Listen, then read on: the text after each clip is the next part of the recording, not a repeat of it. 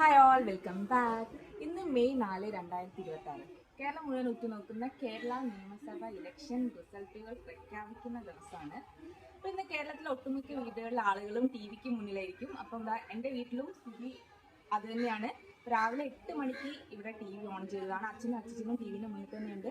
അപ്പം 10 വർഷങ്ങൾക്ക് ശേഷം UDF കേരളം ഭരണം പിടിച്ചെടുക്കുമോ അതോ LDF ഭരണം തുടരുമോ എന്നൊക്കെ നമുക്ക് നോക്കാം.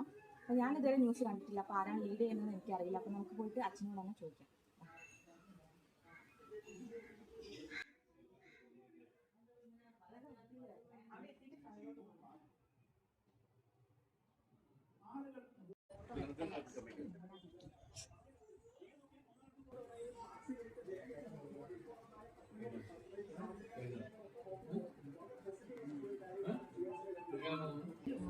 ആരാണ് ലീഡ് ചെയ്യുന്നത്? എന്താ കറന്റ് സിറ്റുവേഷൻ എന്ന് പറഞ്ഞാൽ UDF 96 സീറ്റിലും LDF 43 സീറ്റിലും NDA 1 സീറ്റിലാണ് ഇപ്പൊ ലീഡ് ചെയ്യുന്നത്.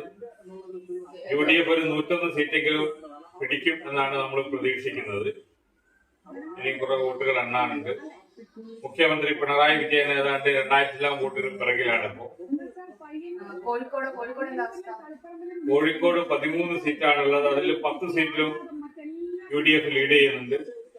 കോഴിക്കോട് നോർത്തും കൂടെ നമുക്ക് പിടിക്കാൻ പറ്റുന്നതാണ് പ്രതീക്ഷിക്കുന്നത്.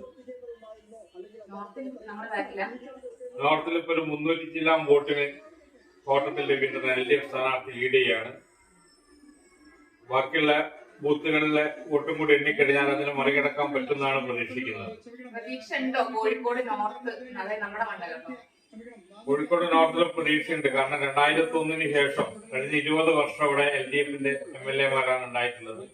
ഇത്തവണ അത് തിരിച്ചു പിടിക്കാൻ പറ്റുന്നുള്ള പ്രതീക്ഷ തന്നെയാണ്.